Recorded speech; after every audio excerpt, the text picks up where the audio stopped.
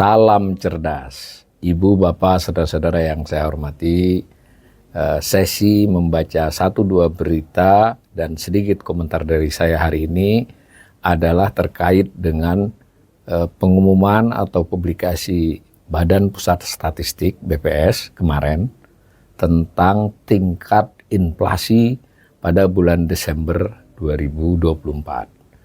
Seperti biasanya, BPS itu memang mengumumkan di awal bulan, tanggal 1 atau tanggal 2, tentang keadaan inflasi, keadaan harga-harga secara umum pada bulan sebelumnya. Nah, selain paparan, BPS menyampaikan lampirannya berupa dokumennya. Nah, dokumen tersebut yang biasanya terlambat 1-2 jam dari pengumuman, itulah yang ya mestinya para jurnalis juga bisa mencermatinya. Cuma sejauh ini kanal ini selalu mengingatkan para jurnalis agar selain mendengar paparan pejabat BPS, juga sebaiknya mencermati dokumen yang kurang lebih hanya 15-16 halaman setiap bulan itu, sehingga bisa diolah dari berbagai sudut pandang. Jadi ada informasi tentang pada Desember 2024, inflasi year on year adalah sebesar 1,57%. Di situ ada abstraksinya, kurang lebih 4 paragraf, yang khusus inflasi itu bisa kita unduh dari unduh berita resmi statistik. Kurang lebih begitu ya. Nah, mari kita lihat banyak pemberitaan setelah itu. Puluhan ya langsung. Tetapi berita-berita umumnya meng-highlight publikasi bahan paparan dari BPS.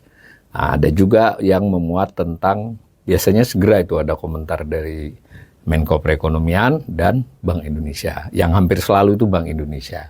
Karena itu nanti kita baca bagaimana Bank Indonesia kemudian langsung membuat rilis beberapa jam kemudian. Rilis resmi ya dari Bank Indonesia. Mengapa demikian? Selalu ya setiap bulan. Karena Bank Indonesia ini memang secara perundang-undangan, tupoksinya adalah menjaga tingkat inflasi. Nah, karena itu dia setelah pengumuman BPS 1 jam 2 jam kemudian dia langsung membuat rilis tentang yang disampaikan oleh BPS itu dalam perspektif Bank Indonesia. Nah, di sini kemarin itu ada judul rilis dari Bank Indonesia, judulnya adalah inflasi 2024 terjaga dalam kisaran sasaran.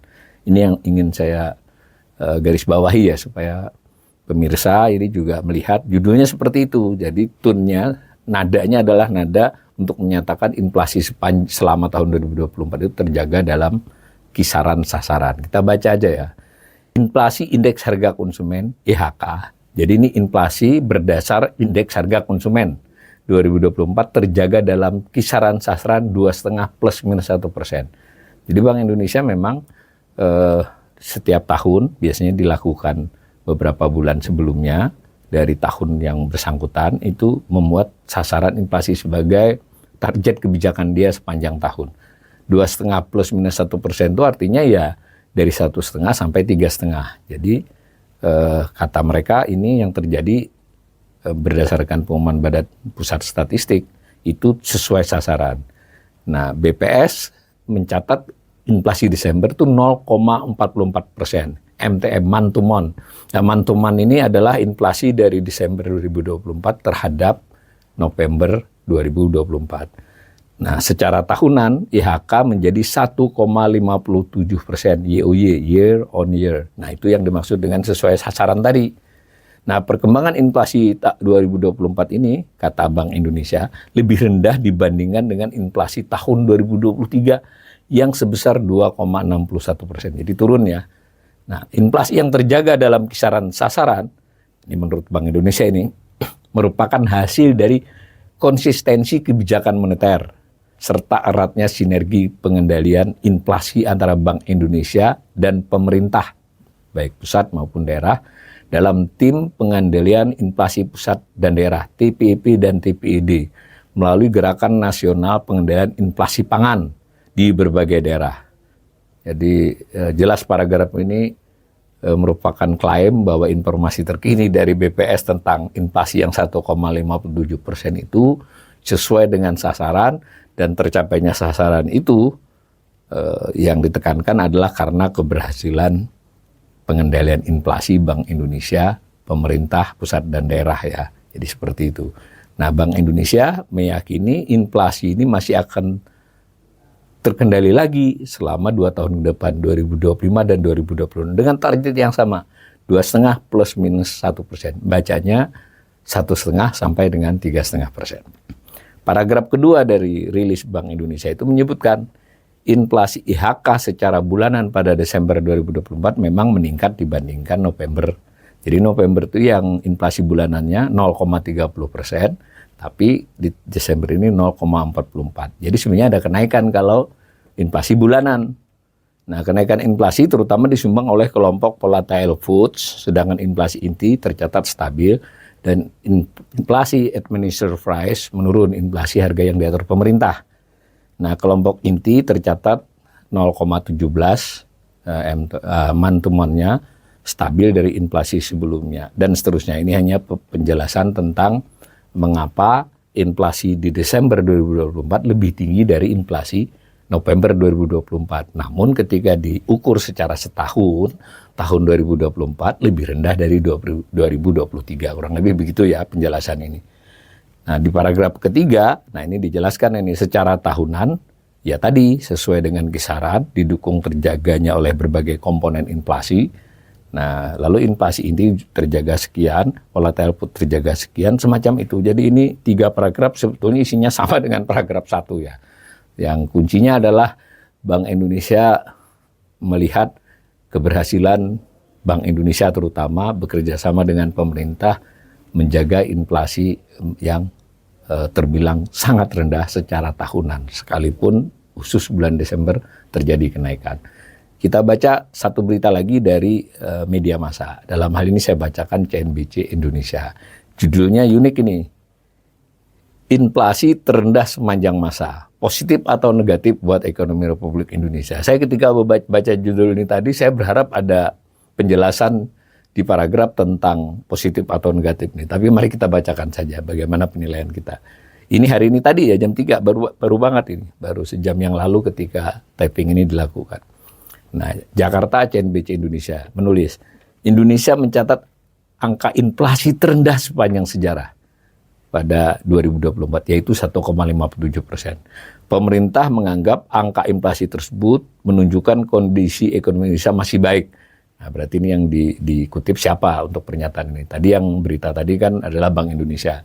Nah, ternyata yang dikutip adalah di paragraf kedua, Sekretaris Kementerian Koordinator Bidang Perekonomian, Sushiwiono Mugierso mengatakan, jadi dari Kemenko Perekonomian ini ya, inflasi yang rendah ini menandakan keberhasilan pemerintah mengendalikan level inflasi sepanjang tahun, sesuai target di rentang 1,5 sampai 3,5%.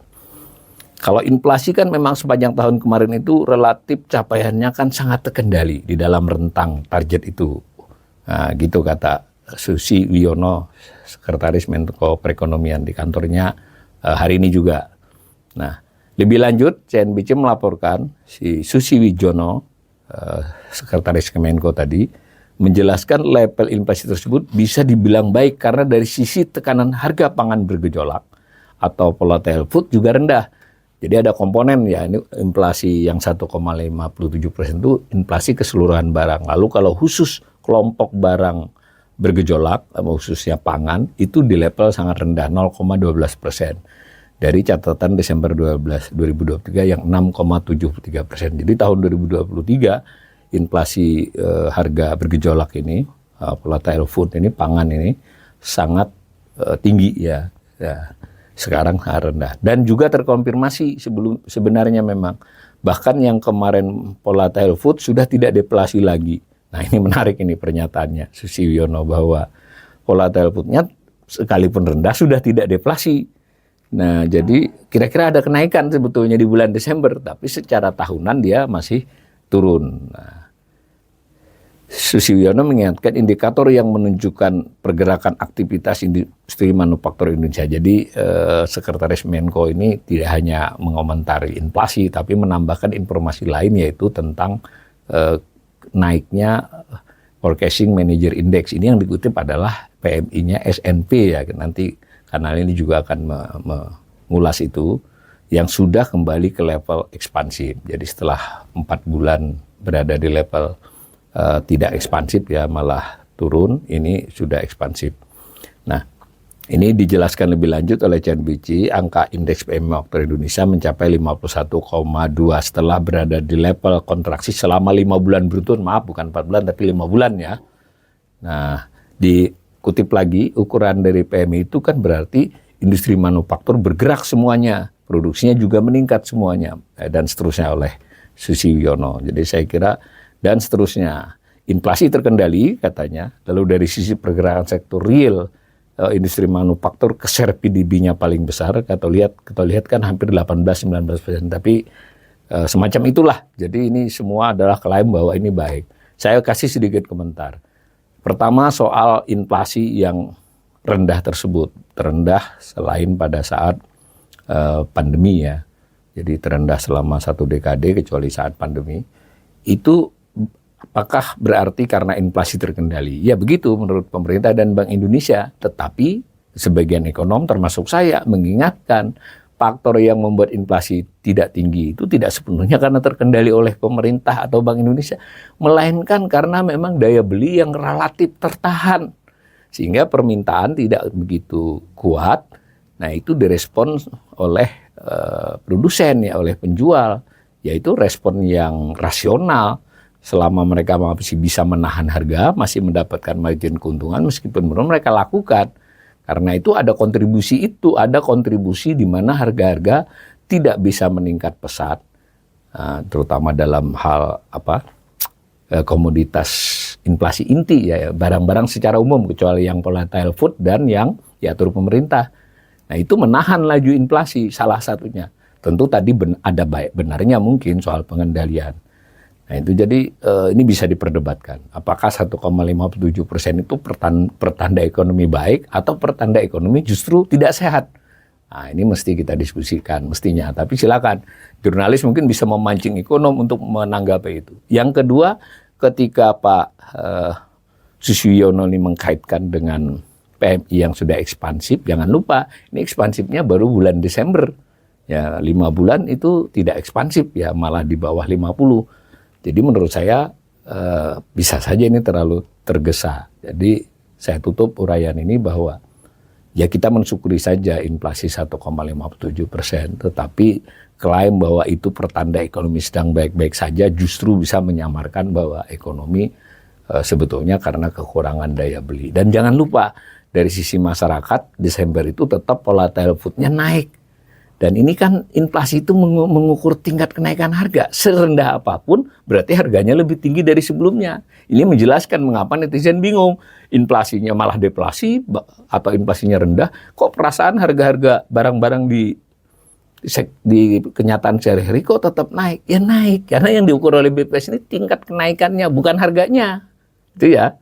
Jadi ya kalau dari 100 menjadi 110, dari 110 menjadi 115, nah 100 ke 110 itu 10%, 110 ke 115 itu sekitar 4,9%.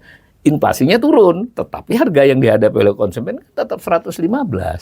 Nah tentu ini memerlukan diskusi yang lebih jauh. Hanya saja kalau boleh ini mengimbau kepada para jurnalis, itu ada data rincinya, kemudian juga para ekonom juga bisa diminta tanggapannya, dan boleh juga minta tanggapan dari perwakilan netizen atau penjual di pasar. Jadi supaya kita bisa menangkap informasi inflasi dan menafsirkannya dengan lebih objektif ya. Demikian.